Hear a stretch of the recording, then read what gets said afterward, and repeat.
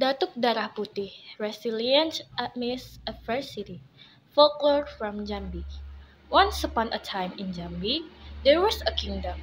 The king was wise. The people loved him very much. The kingdom was peaceful.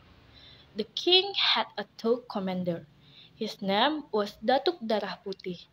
Darah Putih means white blood. In that his blood was purely white. He did not have any red blood. People said that his blood was only white because he had great supernatural power. The king held a meeting with Datuk Darah Putih. Datuk, I just heard from our spy that the troops of the Netherlands are coming to our kingdom. They are sailing with big ships.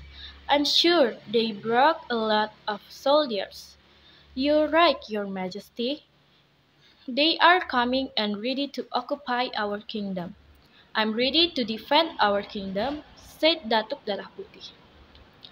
Good, I never question your loyalty to the kingdom. Now I want you to prepare our troops. Choose the best soldiers. I know the Netherlands are great, but we are not afraid, ordered the king. Soon, Datuk Darah Putih selected his best soldiers. He told them that the Netherlands were coming to occupy their kingdom.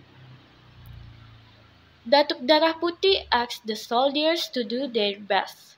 They had to fight bravely and make sure the Netherlands would never land in their kingdom. Datuk Darah Putih asked the soldiers to prepare the best ships. He also asked them to prepare their weapons well. He knew how the great Netherlands were. He also knew that the Dutch had better weapons, but with better strategy and great motivation, he knew they could beat them. Datuk Darah Putih set a strategy. He asked his soldiers to put the ships in a strait. They were hiding. When the Netherlands ships were coming, they would attack. Their plan ran very well.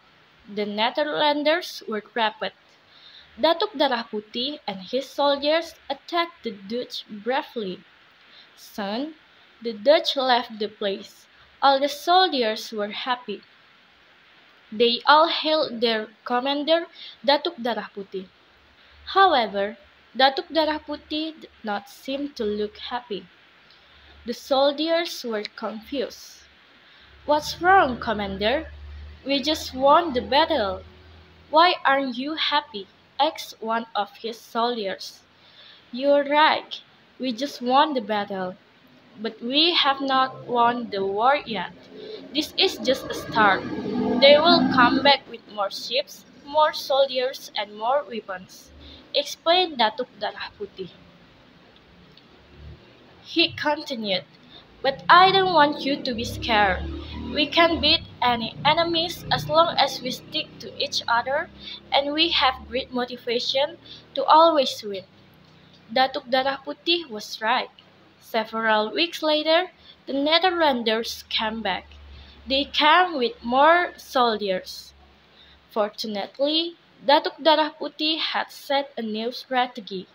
At first, the strategy ran well. Datuk Darah Putih and his soldiers could besiege the Netherlanders. But slowly, because they were outnumbered, Datuk Darah Putih and his soldiers were cornered. A bad thing happened. A Dutch soldier snatched Datuk Darah Putih. He was bleeding very badly. The soldiers saw white blood coming from his body. Datuk Darah Putih asked his soldiers to give him a small stone. Later, he put the stone on the wound. Amazingly, the bleeding stopped. All the soldiers were happy. They were just like being given more motivation to fight. They finally won the battle again.